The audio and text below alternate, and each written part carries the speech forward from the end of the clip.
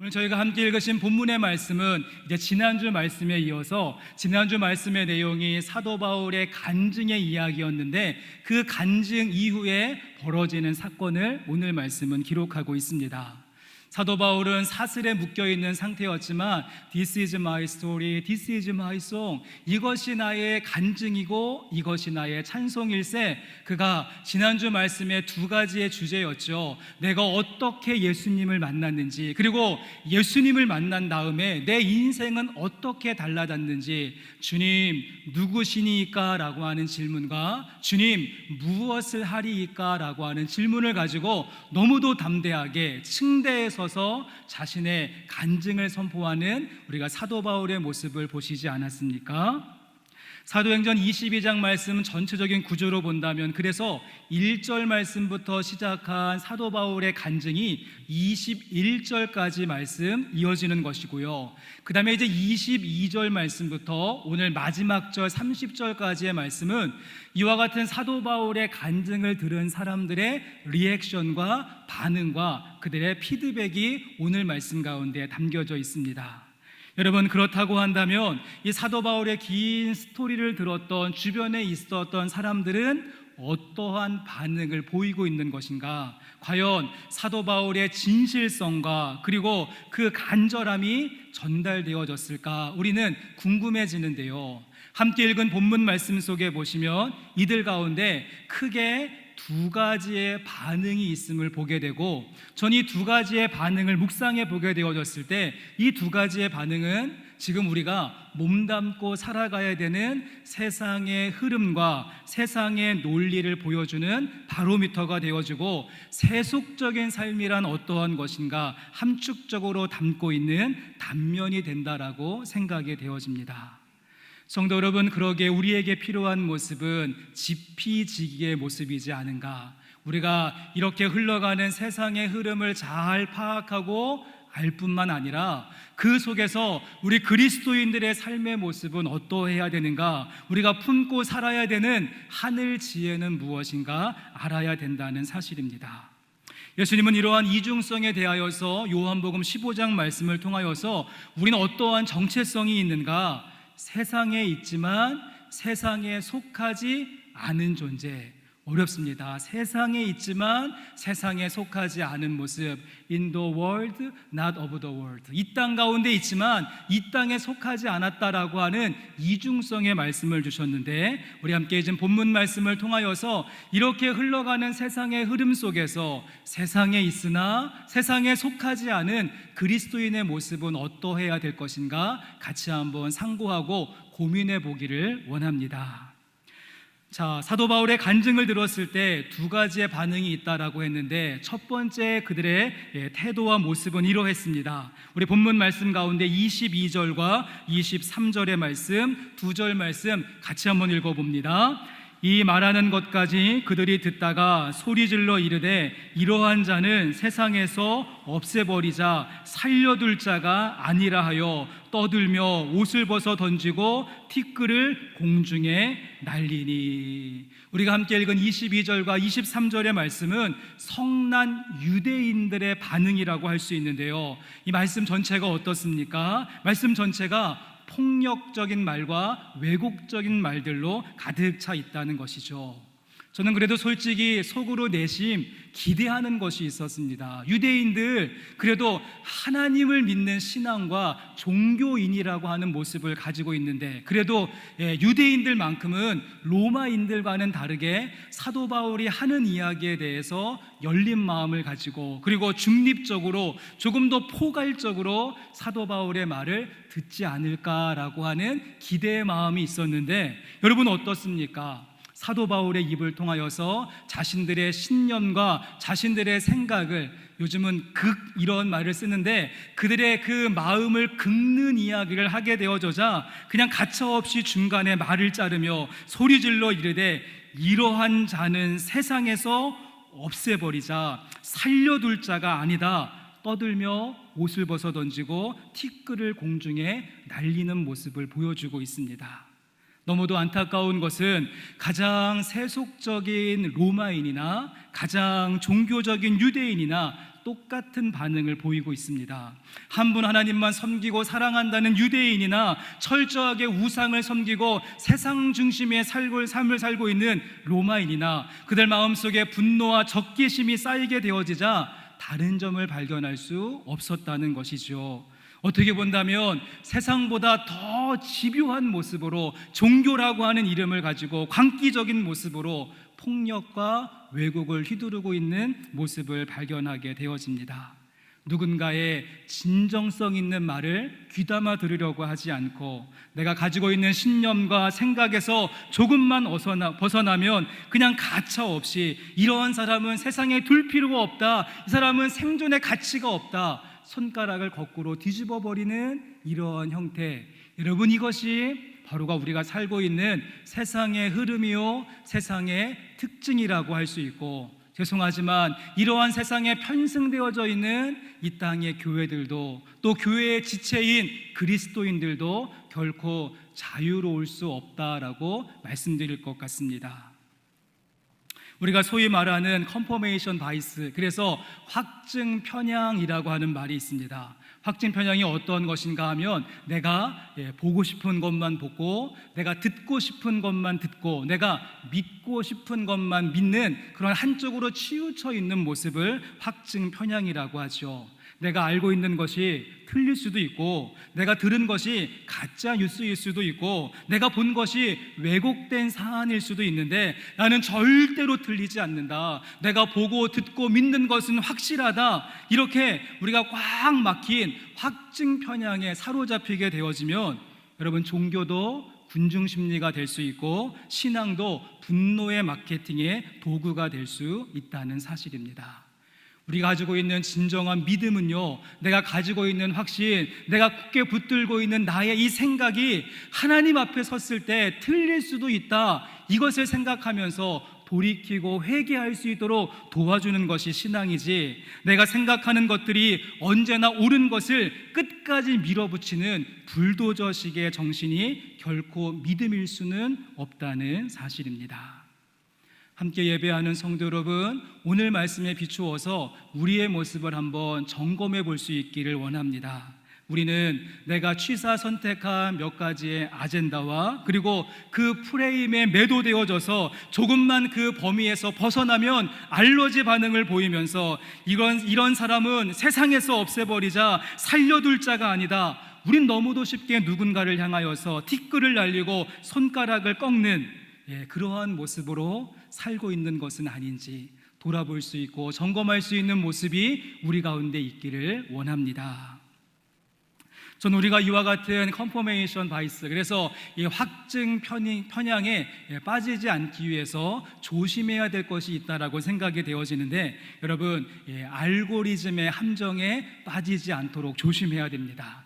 요즘 많은 분들이 주님의 인도하심을 따르기보다는 유튜브 알고리즘의 인도하심에 성실하게 따라가시는 분들이 참 많은데요, 여러분도 아시는 대로 우리가 즐겨보는 이 SNS라고 하는 플랫폼은요, 같은 내용을 계속해서 재생산하는 그 알고리즘에 우리를 묶어버리는 경우가 참 많이 있음을 보게 됩니다.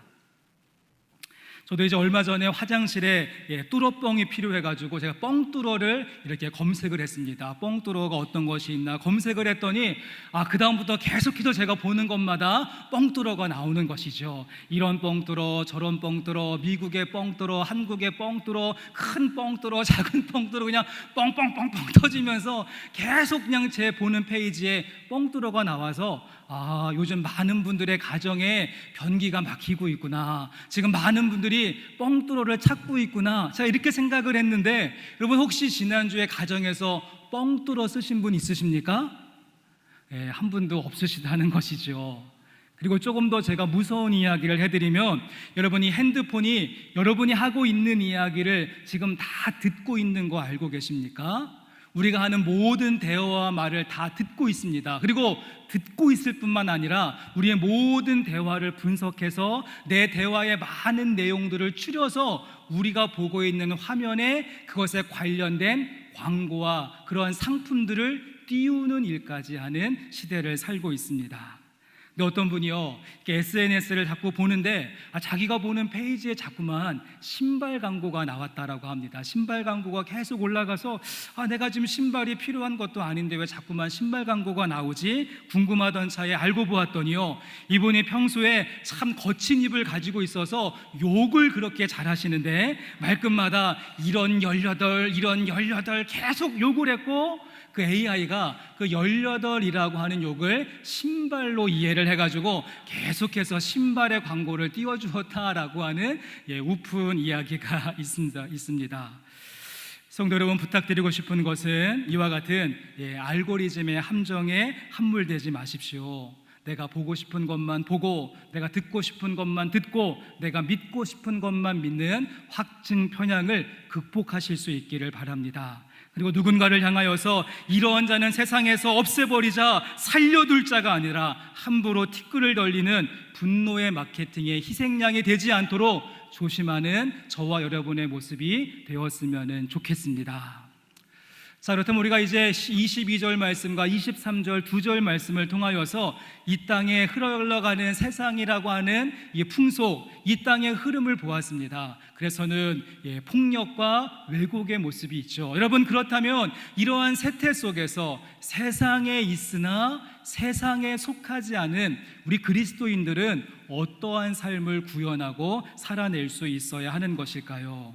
우리가 본문 말씀을 잘 분석하는 것도 중요하지만 그건 못지않게 이 말씀 속에서 적용점을 찾는 것도 참 중요한 내용입니다. 이러한 시대 가운데 우리는 어떻게 살아야 될 것인가? 전 적용점을 생각해 볼 때 참 힘들었고 한동안 멈춤의 시간도 있었습니다. 지금 나를 향하여서 세상에서 없애버리자, 살려둘 가치가 없다, 이렇게 적개심을 가지고 우리를 향하여서 이리떼와 같이 달려드는 그러한 세상 속에서 우리는 어떠한 삶을 살아가야 될 것인가? 제가 한참을 고민하고 말씀 가운데 머물러 있을 때 저에게 오늘 본문 말씀과 연결시켜 주시는 하나님의 말씀이 한 구절 있었는데요, 그 말씀은 어떠한 구절인가 하면 로마서 9장 1절부터 3절까지의 말씀, 로마서 9장 1절부터 3절까지의 말씀 보여주시고 이 말씀 같이 읽어보겠습니다. 내가 그리스도 안에서 참말을 하고 거짓말을 아니하노라. 나에게 큰 근심이 있는 것과 마음에 그치지 않는 고통이 있는 것을 내 양심이 성령 안에서 나와 더불어 증언하노니, 나의 형제 곧 고륙의 친척을 위하여 내 자신이 저주를 받아 그리스도에게서 끊어질지라도 원하는 바로다. 아멘. 여러분, 이 말씀도 사도 바울이 한 이야기죠. 사도 바울 마음속에 큰 근심과 그치지 않는 고통이 있는데 그 내용이 무엇인가 하면 나의 형제와 고륙의 친척, 다른 말로 바꾸어 본다면 나와 함께 피를 나는 이 유대인들이 하나님께 마음을 두지 않고 하나님께 주신 마음을 가지고 예수 그리스도를 영접할 수만 있다라고 한다면, 이들에게도 참된 구원이 주어질 수 있다라고 한다면 무엇이라고 이야기했습니까? 내가 저주를 받아 그리스도에게서 끊어질지라도 원하는 바로다. 여러분, 지금 사도 바울을 향하여서 그 유대인들 이를 갈면서 이런 사람은 세상에서 없애버리자, 살 가치가 없다, 이렇게 덤벼드는 그 한 사람 한 사람이 예수님을 만나고 주님을 영접하고 그들이 회개하고 돌아설 수 있다라고 한다면 정말 그들의 말처럼, 그들의 외침처럼 내가 세상에서 없어진다라고 할지라도, 내가 세상에서 끊어진다라고 할지라도 내가 정말 그렇게만 될 수 있다면 원하는 바입니다 라고 말을 하고 있다는 것이죠. 내가 세상에서 없어지고 내가 살아남지 못한다라고 할지라도, 나를 향하여서 그렇게 말을 했던 고륙과 친척과 내 형제 유대인들이 예수님만 만날 수 있다면 나는 구원에서 탈락되어도 괜찮습니다. 전 이 말씀이 저에게는 굉장히 충격으로 다가왔습니다. 여러분에게 질문을 드리고 싶은데요, 여러분은 지금 살아오시면서 내가 누군가를 사랑하게 되어지면 그 사랑으로 인해서 뻔히 나에게 고통의 자리가 주어질 것을 내가 알면서도 사랑의 끈을 놓지 않으신 경험이 있으십니까? 내가 베푼 사랑이 다시 나에게 칼이 되어 돌아와서 나를 찌르고 나를 핥힐 것을 알면서도 멈출 수 없는 사랑을 해보신 적이 있으십니까? 사랑에 대한 대가로서 상처와 오해가 있는 것을 알면서도 끝까지 누군가를 사랑해 보셨던 추억이 여러분의 삶 속에 있으십니까? 우리가 따르는 예수님은요, 바라바를 놓아주고 예수를 십자가에 못 박아 죽이라 고막을 때리는 그 성난 군중들의 칼날 같은 소리를 들으셨음에도 불구하고 우리 주님은 그들을 위하여서 십자가 위에서 모든 물과 피를 쏟으시면서 구원을 완성해 주셨습니다. 스데반 집사님의 경우 자신을 향하여서 돌을 들어서 사정없이 내려치고 마침내 숨통이 끊어진 것을 확인하고서야 그 자리를 떠났던 그 광기 어린 종교인들을 향하여서도 주여 이들의 죄를 그들에게 돌리지 마옵소서 무릎 꿇고 기도하는 모습을 보여주었습니다. 오늘 말씀 가운데 사도 바울도 저런 놈은 세상에서 없애버려야 된다, 살려둘 가치가 없다, 폭력과 왜곡을 일삼는 유대인들을 향하여서 나의 고륙의 친척과 형제가 예수님을 알 수 있다라고 한다면 나의 구원이 취소되어지고 내가 그리스도의 사랑에서 끊어질지라도 원하는 바로다 고백하고 있는데, 이와 같은 사도 바울의 사랑의 연가가 우리 가운데 있기를 간절히 소망합니다. 함께 예배하는 성도 여러분, 그렇습니다.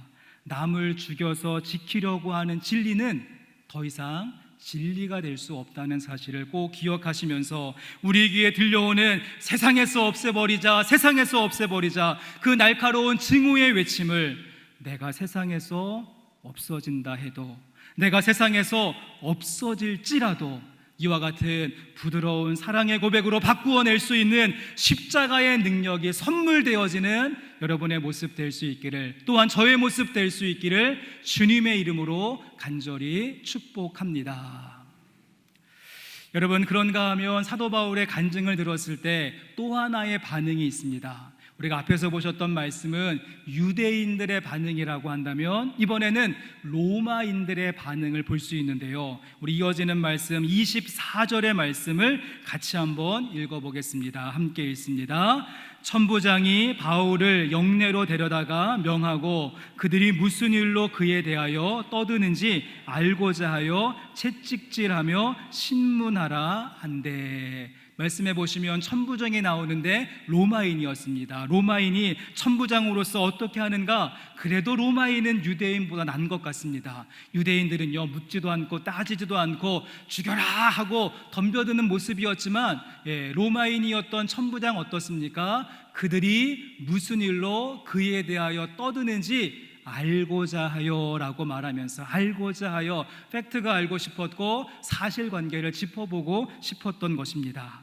하지만 여기까지는 좋았는데 그의 방법론에 있어서 지극히 이 또한 세상적인 방법을 사용합니다. 어떻게 하고 있습니까? 알고자 했으면은 여러분 채찍질하는 것이 맞습니까? 아니면은 대화부터 시도해야 되겠습니까? 우린 여기에서 또 하나의 세상의 흐름과 특징을 보게 되어지죠. 무엇인가 하면 앞에 보셨던 유대인들의 모습은 폭력과 왜곡의 모습이라고 한다면 이 로마인이었던 천부장의 모습은 지극히 권력 중심의, 권력의 속성을 그대로 우리에게 보여주고 있습니다.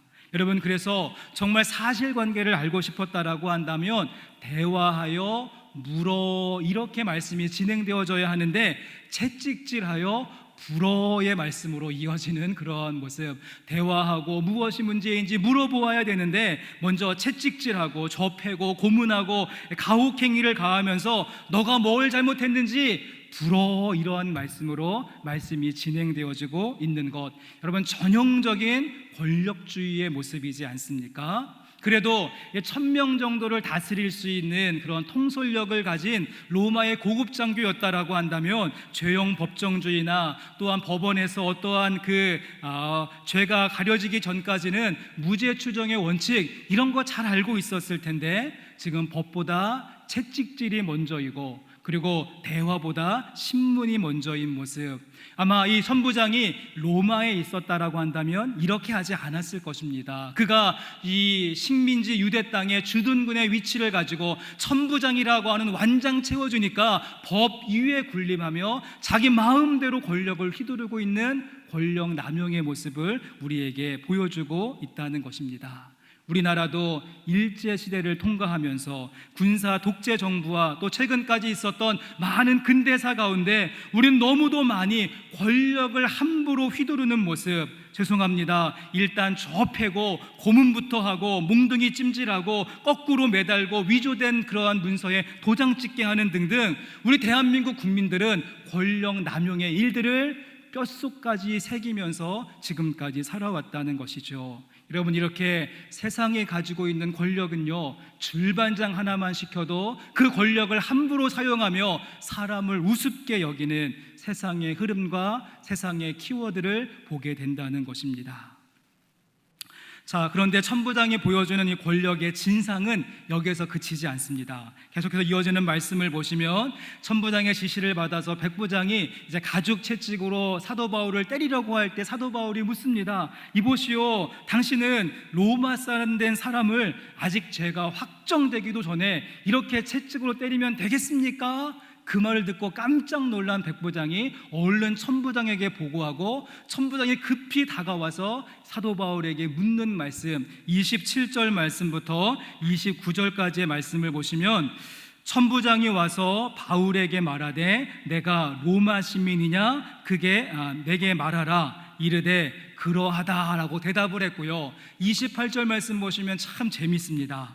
천부장이 대답하되 나는 돈을 많이 들여 이 시민권을 얻었노라. 바울이 이르되 나는 나면서부터라 하니. 여러분, 그 당시에 로마 시민권도 등급이 있었던 것 같습니다. 그래서는 이 천부장의 경우는 돈을 많이 들여서 나중에 로마 시민권을 구입한 케이스이고, 사도 바울은 어떻습니까? 나면서부터 로마 시민권인 모습. 그래서 이 같은 로마 시민권이지만 급이 다른 것을 보게 되어졌을 때 천부장이 금방 깨갱하면서 꼬리를 내리는 모습을 보여주고 있습니다.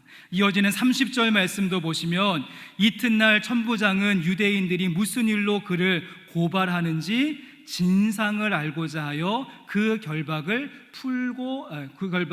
풀고 명하여라고 말하면서 진상을 알고자 하여, 분명히 전날에는 진상을 알고자 하여 채찍질하고 신문하라 이렇게 이야기했는데 나의 시민권보다 사도 바울의 시민권이 더 센 거를 알게 되어졌을 때 진상을 알고자 하여 그 결박을 풀고 명하여, 그래서 정말 권력의 진상을 떨고 있는 그런 모습을 보여주고 있습니다.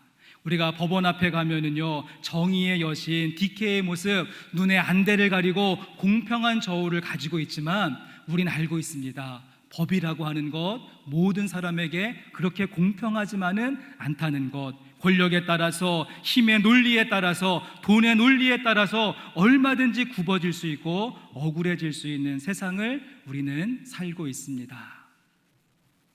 성도 여러분, 그렇다고 한다면 우리는 또다시 한번 말씀을 적용해야 되는 그런 시점에 이르게 되어졌습니다.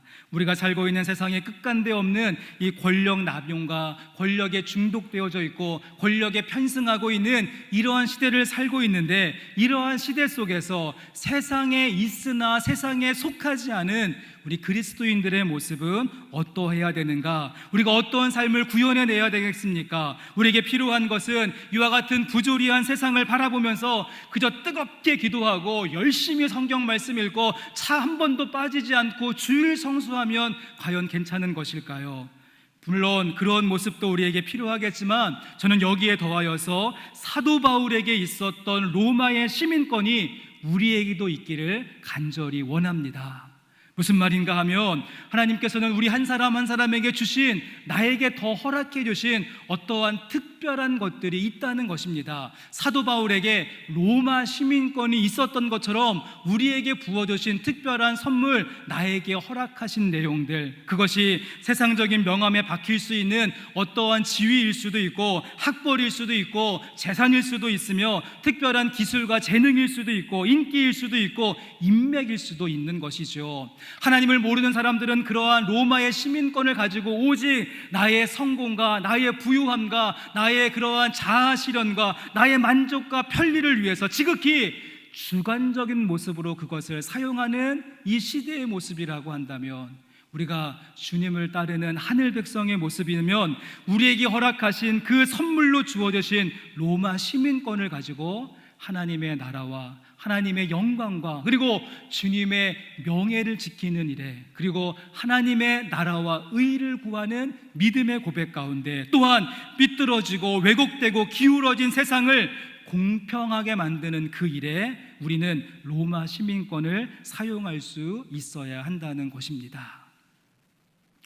어떤 분이 오늘 말씀에 사도 바울의 모습을 보면서 사도 바울 지금 너무 비겁한 것 아닌가, 채찍질 당하기 싫어가지고 그리고 고문당하기 싫어가지고 로마 시민권을 이용하고 있는 것이 아니냐, 어디 로마 시민권 없는 베드로 같은 경우 뭐 서러워서 어디 뭐 하나님 일 하겠는가, 이렇게 오늘 말씀에 사도 바울이 로마 시민권을 이용하는 것을 부정적으로 보는 견해도 있는데, 저는 그렇지 않다라고 생각이 되어집니다. 만약 사도 바울이 위기의 순간마다 이 로마 시민권을 밥 먹듯이 썼다라고 한다면 사도 바울은 기회주의자라고 할 수 있겠죠.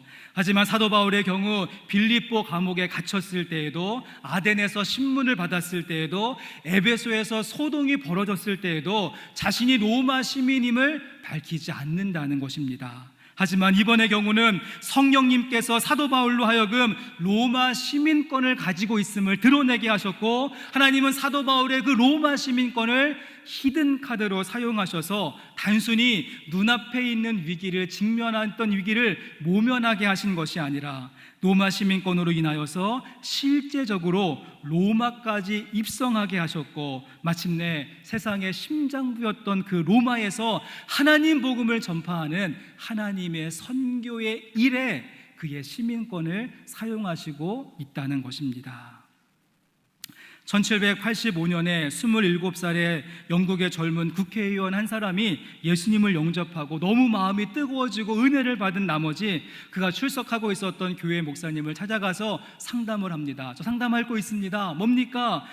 저는 국회의원인데 영국의 정치판이 다 썩어서 더 이상 여기에 몸담기 싫습니다. 저 이제 신학교에 가서 공부하고 목사가 되고 싶습니다 라고 합니다.